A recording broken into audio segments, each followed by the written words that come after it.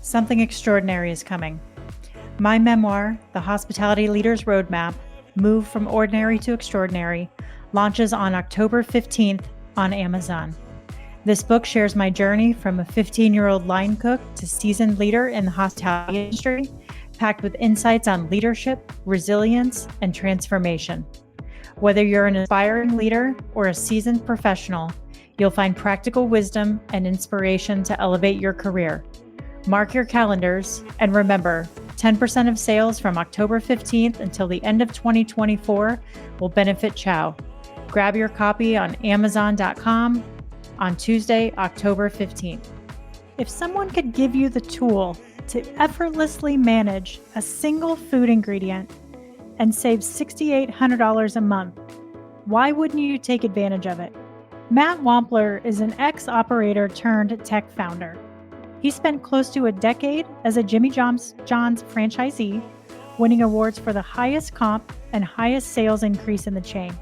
Matt is currently the CEO of ClearCOGS, with a mission to empower restaurants with the information they need to run more smoothly and profitably. He's deeply passionate about the industry and is hyper-focused on bridging the gap between the potential of AI and the everyday realities of running a restaurant. Join us for this conversation that includes how ClearCOGS gathers all of your data to build a daily execution playbook for your restaurant, how AI helps restaurants sharpen their understanding of what works and how to build on it, and how ClearCOGS offers support with sales forecasts and labor costs to help restaurants achieve success more efficiently, allowing them to focus their time and energy on what matters most. Welcome to the No Hesitations podcast, the show where restaurant leaders learn tools, tactics, and habits from the world's greatest operators. I am your host, Kristen Marvin, with Solutions by Kristen. I've spent the last 2 decades in the restaurant industry and now partner with restaurant owners to develop their leaders and scale their businesses without wasting time and energy so they can achieve work-life balance and make more money. You can now engage with me on the show and share topics you'd like to hear about, leadership lessons you want to learn, and any feedback that you have. Simply click the link at the top of the show notes, and I'll give you a shout out on a future episode. Thanks so much for listening, and I look forward to connecting. Matt, thanks for being here, man. I'm excited. So, Matt, let's start with your early days in the restaurant business. I mean, you started managing when you were 20 years old. Yeah, I'm an ex-owner operator. I took over my first restaurant, got into the industry at 21, taking over a failed Jimmy John's franchise from a guy who needed out of his lease. Learned from the school of hard knocks, slept on the back of the store floor more than a few times. Did you know what really? it's like not being sure whether you're going to make payroll. And now I'm trying to give back and make the world of restaurant operations a little bit easier for those who are filling the shoes I used to wear. At the age of 21, did you really fully understand the pressure and the impact of not being able to make payroll? Oh my gosh, no. And I don't think anybody that enters the restaurant industry ever fully appreciates just how hard it is. Yeah. Yeah. How tell us a little bit about that journey. So you had to go in, you said you needed to take or completely flip this failing Jimmy John's. I mean, how did you do it? What tools and resources did you have? So this is where I give Jimmy John's all the credit, right? This is the beauty of franchising. They had a playbook. My job was to follow the playbook and execute it day in and day out. I, as a 21-year-old, didn't know anything about the restaurant industry. I would have totally failed without that playbook. And so, I give, thanks to them. But, at the end of the day, it's just hard work. It's creating great customer experiences for your customers, making sure the store's clean and the staff's there. And if you take care of the fundamentals, like slowly but surely over the next 18 months, we were able to triple sales. Yeah. So what was in that playbook? It's the basics. It's the things you don't even really think about, like how often do I clean the ice maker? Do I need to scrub the mop guards around the floor when you're changing the grease trap? It's those fundamentals. If you do this every week, your store stays operational. So what do I prep in the morning? How much bread do I need to bake? All of that was given to us in our systems and procedures. And my job was just to simply follow them. Nice. And who taught you how to do this? Because it sounds like you took over from a failing operator, right? Who sounds like wanted out. Did he help through your transition, or were you just kind of thrown into the deep end? Oh, thrown in the deep end. So like when I walked into this restaurant, so I bought it. I didn't live in the city. So I showed up on day one, packed up my U-Haul, hooked it up to the pickup truck, and drove out to the East Coast to take over. This store literally had no air conditioning in the middle of summer. It's DC. It's 110 degrees in the restaurant. The grease trap is overflowing. The moment you could open the door, you'd smell it. Oh. And, it was just I think they had like 4 employees at the time. Ice buckets were on top of the cold table compressors to keep them from overheating. So it was a total train wreck. They left it in shambles, and I was the patsy there to, have to pick up the pieces. Yeah. Why on earth did you decide to take over that store? You know what? It's a really good question. I was drawn to it. I like the challenge. I like being on my feet. I think my dad gave me the advice. You're 21. You don't have any assets. You have nothing to lose. If you're ever going to take a shot in life, this is the right time. Love it. Can I ask you what that initial investment was? Yeah, it was. I won't give you the exact dollars, but Yeah. it was not a gigantic sum of money. It was one of those the guy needed out of the lease, and it was hemorrhaging money. And if somebody wants to come in and stop the bleeding, it allowed for a 21-year-old kid to enter the industry. I love it. What was the biggest lesson you learned during that time? People. It all starts with people. It all ends with people. How do you give somebody a sense of purpose? How do you get the right people on the ship and point it in the right direction? Did you have a team of people that stayed with you, or did you have to build from scratch? Lost everybody. It was not a great situation. There were only 5 people working at the restaurant when I took over. I remember one of the most hard decisions I ever made was I was 4 weeks into this, and my assistant manager, who was the one guy helping hold everything together, saw a moment of vulnerability and said, "Double my pay or I'm going to walk."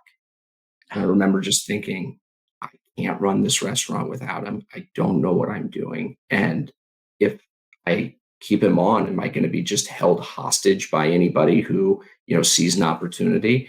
And it was the hardest decision. But ultimately, I said, if you want to walk, walk. And it left me working 10, 12-hour shifts. The store's open 24 hours a day. So I had 120 management hours a week, which you do the math real quick, means 3 of the days I'm working, 24 hours a day and sleeping in the back of the store. And sure enough, you found great people. And 8 weeks later, I was able to get out of that position.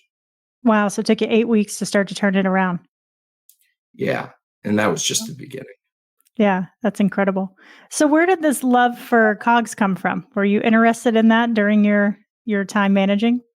Well, I mean, in restaurants, there's really only 3 numbers that matter to your success. It's revenue, food cost, and labor. And so, love it or hate it, you get to know managing food costs quite well. Yeah. Where did this idea for ClearCOGS come from? I mean, it was born out of the pain that I felt when I was running my operation. Jimmy John's did give us this great playbook. It did set us up for success. It got me to where I'm at.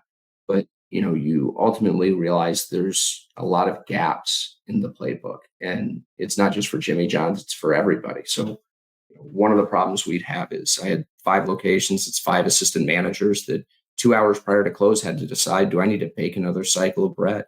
And they would literally stick their head out the door and say, is it raining outside? Is there a line at the bar? And then they would guess how much Wow. bread to bake. And it's emotional, right? Yeah. If you run out of bread, you've got angry customers and you're not making the deliveries. And I'm probably calling and asking why you're out of bread. So you're always over baking bread and you're throwing it away and it's killing your food costs. So, where it came from is how do we use the data they already have to systematically answer that question? You at this store on this day, the magic number is 17 sticks of bread. If you've got it, cut the oven off and start cleaning. If you don't, bake another cycle of bread. So how did you take this passion and knowledge and experience and say, okay, I'm going to transition from operations. I'm going to start to venture into the tech world and then get curious about AI. Walk us through that journey. It was an iterative process. I sold the restaurants. I went off and did my MBA, and later on in life, really got into the programming and data analytics world, and was just blown away with the technology. I mean, it's like I was running my multi-million-dollar, small Jimmy John's group off of Excel spreadsheets and guessing. All of this modern technology could have fundamentally made my life that much easier. And I just couldn't believe that, nobody was really doing anything with it. And so I called up my now co-founder, Osa, said, hey, I think there's something here with restaurants. Let's go dig in and see if there's a business to be had here. What'd you find? Found after talking to 50 to 100 restaurants, if you ask why enough times, it all comes back to, I don't know who's going to walk in the door each day. And I'm literally walking in and just waiting for, the phrase, someone just to kick me in the stomach and to get it wrong and either be, hemorrhaging money because we've got too much there, or, running around trying to clean up the pieces because we got it wrong and we're playing catch up. And so when you really get to that core of how many people are going to walk in the door, that's something that technology can answer with the data you already have. That's so interesting. When I think about COGS, I'm thinking about just managing what's coming in the door and what's coming out the door, right? From a product perspective. And I love that you're taking it to a guest perspective of being able to plan and execute, right? Which is, it's all kind of encompassed together, but I think I'm looking at it from a different perspective, which is really cool. I love that moment. So when you started to ask these questions and you were understanding what the pain points were from operators, how did the business kind of evolve and come to light from there? Well, like many businesses, it starts with a call to a family member. So I called my cousin. He's got a couple Jimmy Johns. And I said, hey, what are you doing for reporting, analytics, all of that? He said, Matt, I'm using the Excel spreadsheet you built. It's amazing. I said, Patrick, that's from 10 years ago. He said, yeah, I know. It's awesome. We're like, okay, I think we can do better than that. And so we went to go work with him. And to answer that fundamental question I had about bread 2 hours prior to close. And we put together a minimum viable product. We put it in his hands. Sure enough, we cut his bread waste by 53% and reduced the number of times that they were running out of bread. And we're like, wow, this really works. Like this could make a real change in the industry.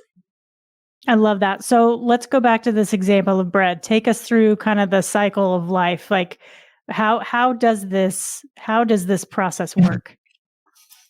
Yeah, so we use AI to sit on top of all of your existing technology. So we're pulling in data from your back of house system, from your POS. We're able to go quantify how many sticks of bread you're using every 15 minutes. And we look at the past 10 years of data, which is already housed in your POS. So we have full access to it.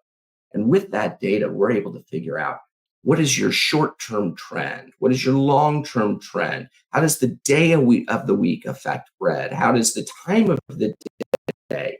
How does yearly seasonality factor it in? And now we've gotten even more advanced where it's, how does the weather impact your bread? And what's on your menu and limited time offerings? And when you take all of this data together and you utilize tools like AI, you're able to just turbocharge, these predictions and get the accurate number that restaurant really needs. How long does it take to gather all of that data? Really doesn't take long. I mean, that's fundamentally what we've built over at ClearCOGS. So that's all an automated process at this point. We onboard a new restaurant. It's literally the click of a button and the systems start working. It starts pulling in the data. It starts pulling in weathers. It starts analyzing your menu to figure out days that you were likely stocked out of product and backfilling that data so that we have good data sets and figuring out what your catering is. All of this is automated. The only thing that's left is to sit down and have a therapy session and understand what are the 20 or 30 questions that really matter in your operation that you need to see each day so that you make better decisions. And then how does AI come into play here? What does AI do with all of that information? I like to think of AI as just a great general manager. If you were able to just sit your GM down for a day or a week and say, figure out bread and how the day of the week affects it at this store and how weather affects it in store one versus two. So AI basically goes in and figures out at this store, these are the important variables and these are how they should be weighted. Another way of putting it is, everybody's familiar with ChatGPT at this point. ChatGPT is really just predicting the next word in a sentence. That's what AI is really good at, predicting the next number in a sequence. And so being able to look at a big time series of usage data and predict what the next usage number will be, that's what AI is fundamentally doing.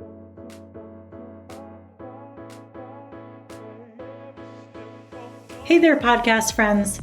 I hope you're enjoying these impactful conversations and leadership insights I'm bringing you each week. Before we dive back into today's episode, I want to take a moment and reach out and ask a small favor that would go a long way in supporting the show. If you've been loving the content I'm providing, please take a moment to leave a rating and review wherever you listen to your podcasts. Not only does it make my day, but it also plays a pivotal role in helping the show grow. Your reviews boost my visibility, attract new listeners, and encourage exciting guests to join me on the mic. So if you want to be part of my show's growth journey, hit that review button and let me know what you think. Thanks a million for being awesome listeners.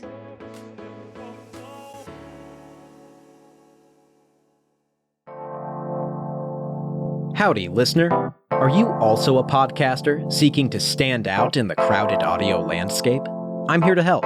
L. Connor Voice, LLC offers top-tier audio engineering, meticulous content management, and more, all tailored to save you time and elevate your podcast to new heights of professionalism. With L. Connor Voice, you can focus on what you do best, creating captivating content, while I handle the rest. Say goodbye to hours spent tweaking audio levels and managing uploads. I ensure your podcast shines with polished sound quality and seamless delivery. Ready to take your podcast to the next level? Contact L. Connor Voice, LLC today and make producing your podcast as easy as hitting record. For more information, go to lconnorvoice.com. Links are in the episode notes. So with prediction comes a certain level of trust, right? And some risk. So how, with using AI, how are you coaching and guiding your clients on how much to trust that data? Do they lean all in? Do they start off cautious and build over time? What does that look like? I'm amazed at how many just go all in. We're going to follow it. Sure. It's easy, right? It also gives me like heart palpitations that it's just, you give them a wrong number and that's a really bad day for somebody. Totally.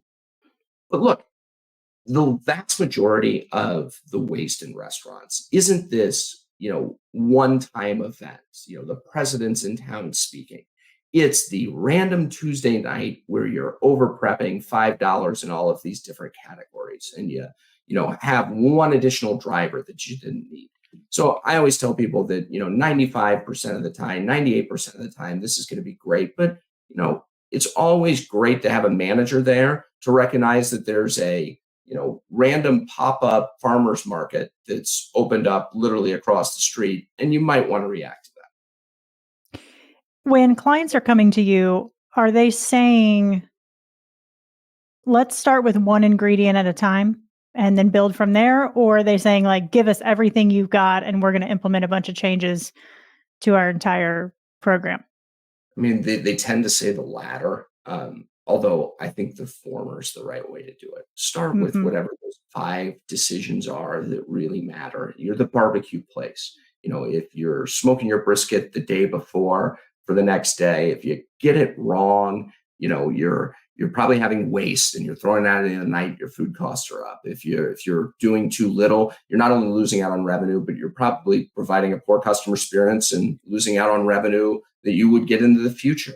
So start with those key questions like brisket, and pulled pork. And then once you get a feel for it, it becomes really apparent how you would use this for all of these different factors.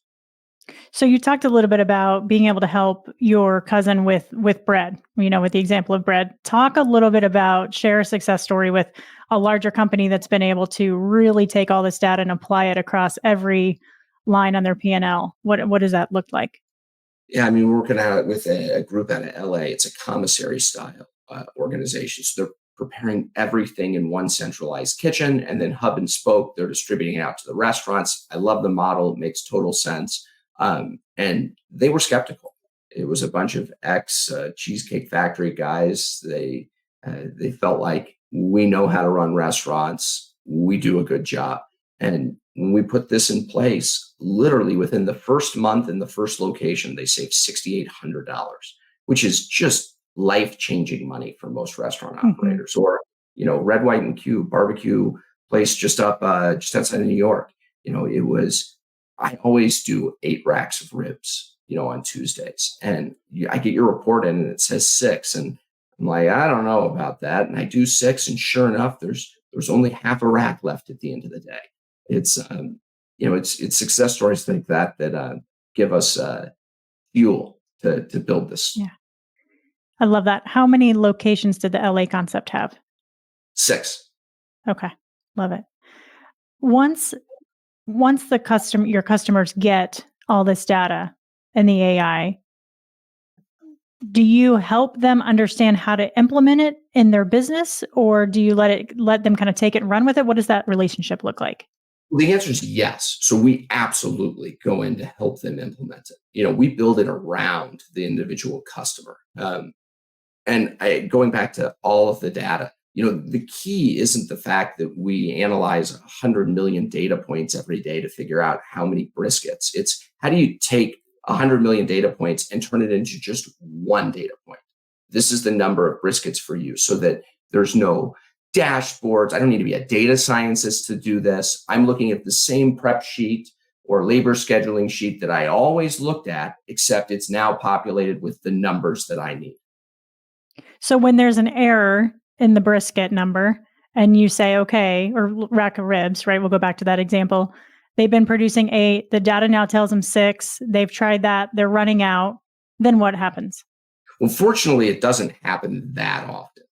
But that's one of those beautiful things about AI. So it self-corrects, just like a great general manager. If we ran you out yesterday, the system identifies that and says, okay, well, we need to up our forecasts. But, the smarter aspect of it is, like for a manager, it's an emotional reaction. I did 6 racks of ribs yesterday and I ran out. So I'm going to do 9 racks today.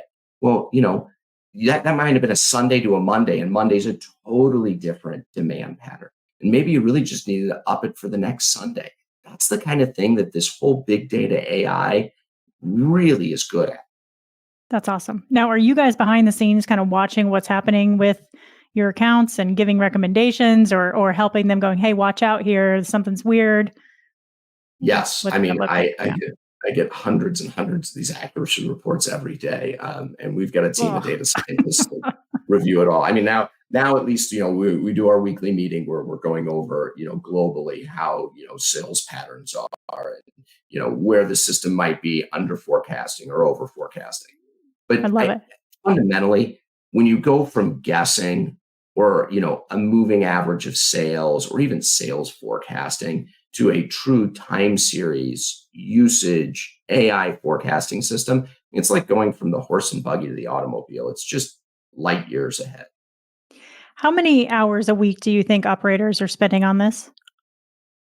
I think it depends on the operation. I would say that it's 30 minutes a day. So you're probably spending 3.5 hours a week going over Excel spreadsheets or figuring out the math of what do I need to produce, what do I need to order. But I think a lot of restaurants out there just don't even think about it or spend time. I've got a weekly ordering guide that has my set pars, and I order up to the pars every week. And whenever they break, I just kind of update it and make it a little bit higher. Or it's a Tuesday. This is what I always do. And it's those restaurants that are the ones that see really meaningful impact in their profitability. Love it. You are so passionate about AI and helping restaurants enhance their businesses. What's the opportunity look like from your perspective when it comes to AI and restaurants? I mean, I think it's a game changer. I think the restaurant industry, I mean, this, it's about hospitality. People get into this industry because they want to serve people. They want to create magical experiences. They don't get into it to be, data scientists and, number crunchers. And AI is never going to change, the hospitality side of things and creating those magical moments. It's serving people. But it's really good at managing the metrics. So if we can somehow empower, the restaurant operator out there to not have to focus on the things that they hate, and the analytics, the number crunching, and could then just spend their time focusing on the team and the customer, it's just a better industry. It's what motivates me every day. Yeah, it's such a great tool for them to just block and tackle, right? And just move on to where they want to spend their time and their energy. I love that. What does the future look like for ClearCOGS?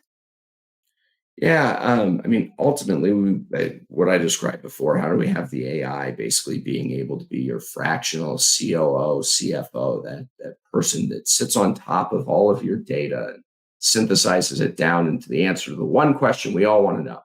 What do I need to know today? What are the things that matter? And with these large language models and the low cost of cloud computing, all of a sudden, that's becoming a reality that we march forward to every day. But I'm curious your perspective on this whole AI in restaurants. You talk with a ton of people in the industry. What do you see? Well, I work with the majority of the people that I work with are in the independent space. And some of them are just in love with tech and some of them are still really skeptical of tech, right?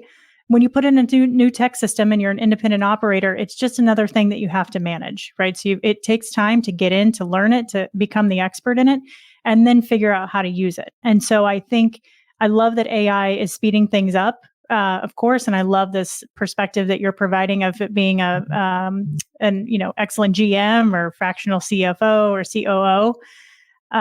But there's some hesitancy, right? Like I asked earlier, like how do you trust this? I use AI in my business every single day from a solopreneur perspective.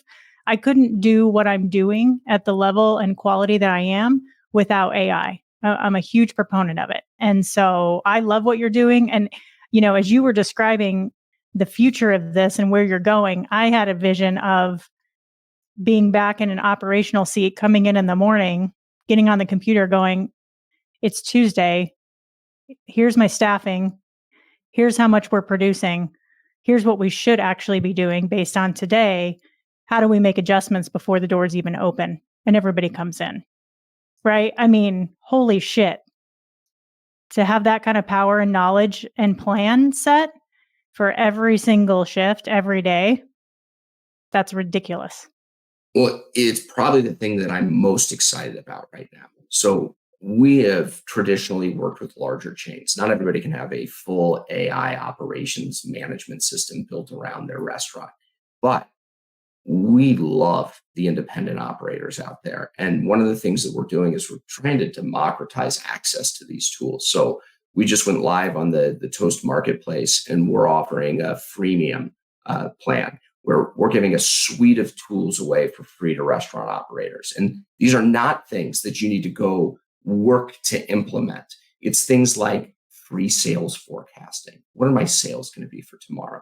Or just a helpful hand sitting on top of your data to say, it looks like you stocked out of those ribs yesterday and you lost X dollars of revenue as a result. Or even here are your trend reports and where, what products are working and selling as they should, what are outperforming and what are underperforming. And these are things that, we can do with AI that don't require any inputs from the operations team. And, may not fundamentally change your life, but sure make it a whole lot easier. Nice. So you mentioned earlier you're pulling data from all the back of the house. Are you integrated with every POS system, or is it just Toast specific right now? There's a 52% chance if you walk into a restaurant, we're integrated with their POS, but it's a large fragmented market. For the most part, we're integrated with all the major players. Okay. Is there a labor component to this as well right now? Yeah, there is. We found out pretty quickly if you have a crystal ball that can tell me the future, that's relevant for more than just getting clarity on your food costs.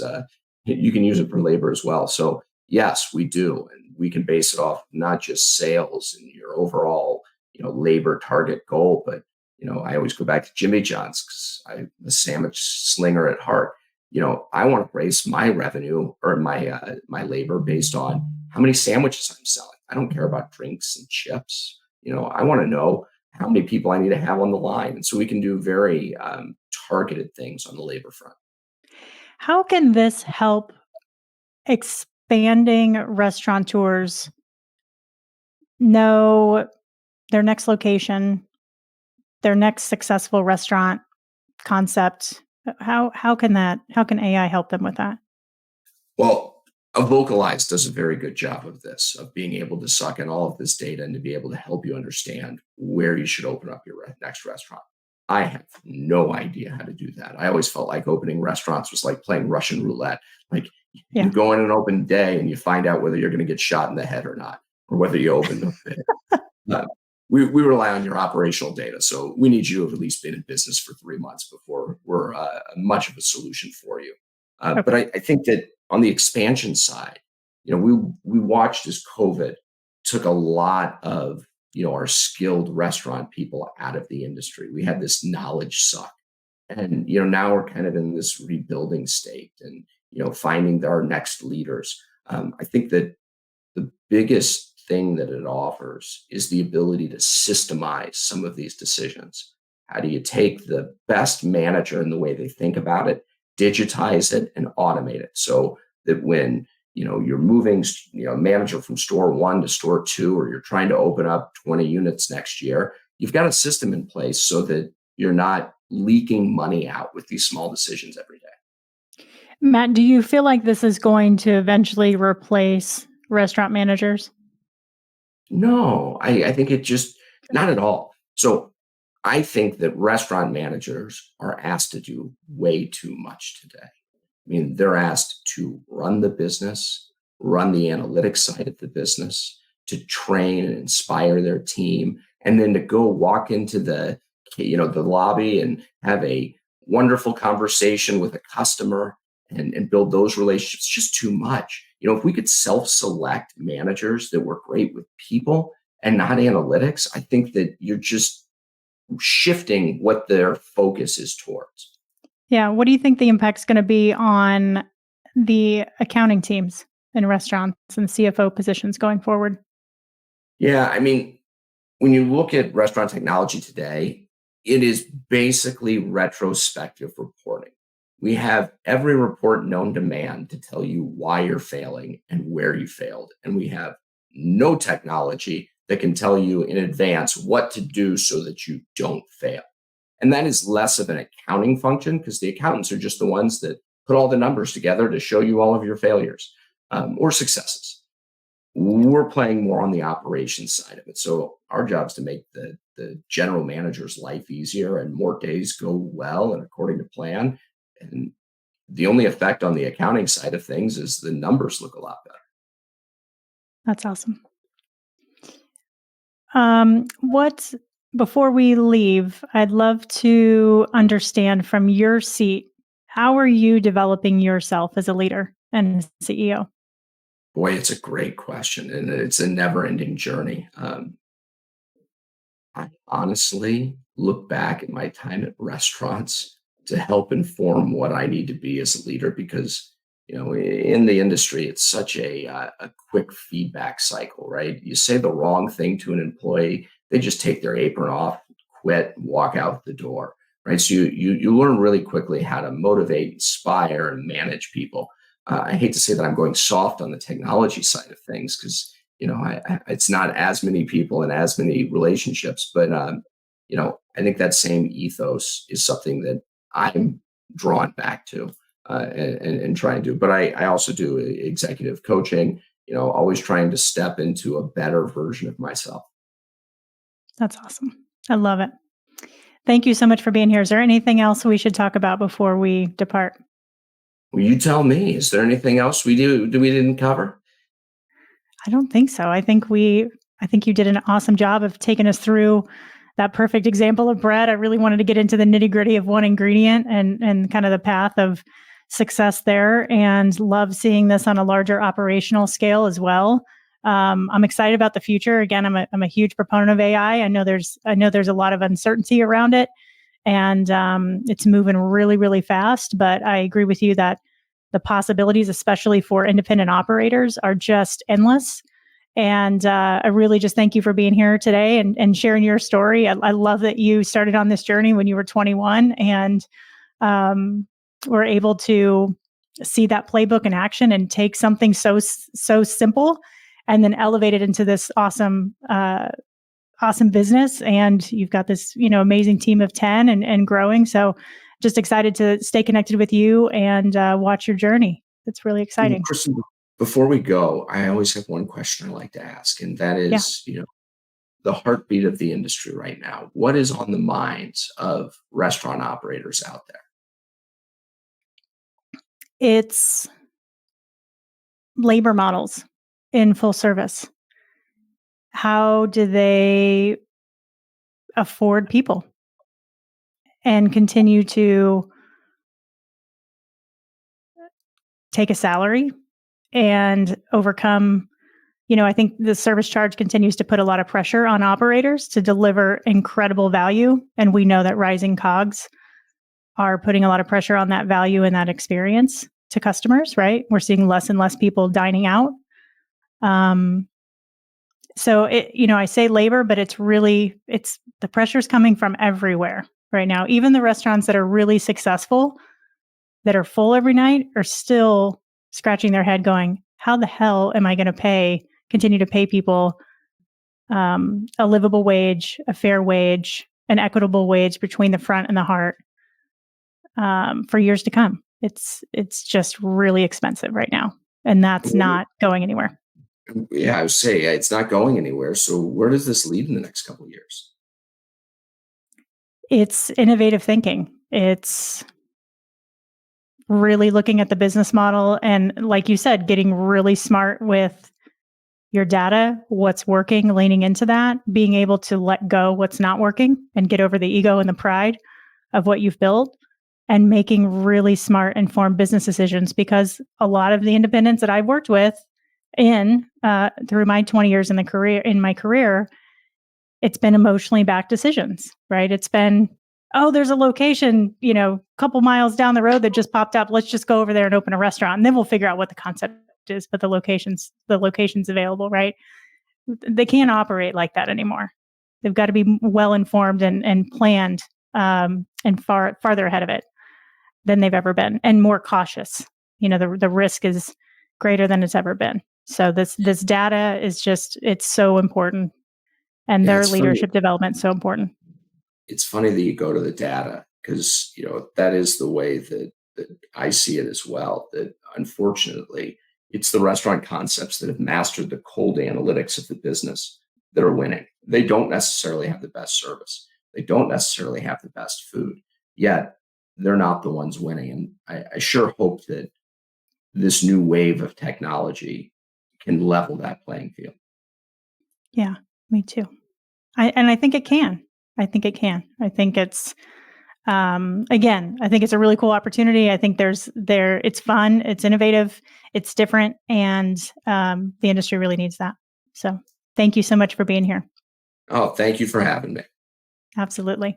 All right, everybody, that's going to do it for us this week. Please be sure to share this podcast with any leaders in the restaurant industry, and visit my website, kristenmarvin.com, for more leadership development resources. We'll see you next week.